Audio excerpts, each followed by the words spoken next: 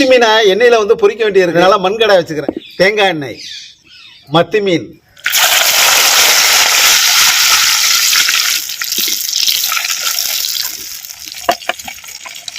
உளுந்த பருப்பு, வெந்தயம், சீரகம், மிளகு, பூண்டு, இஞ்சி சேர்த்தா, பச்சை மிளகாய், வரமிளகாய், கருவேப்பிலை, இல்லை வதக்கணும். வெங்காய விழுதுகள், மஞ்சள் தூள், மிளகாய் தூள், எல்லாம் கலந்த தூள் சேர்த்து வைங்க. வடை போகிற அளவுக்கு வதக்கணும். தக்காளி விழுதுகள், இல்லை கிண்டி விட்டு, தயிர், தேங்காய் பால், கல்லுப்பு, மத்தி மீன்,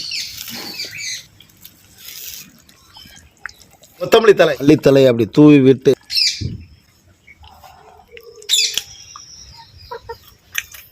சுட வெள்ளை சாதத்தில் அப்படியே நல்லா உருட்டி அடிக்க வேண்டியதான்.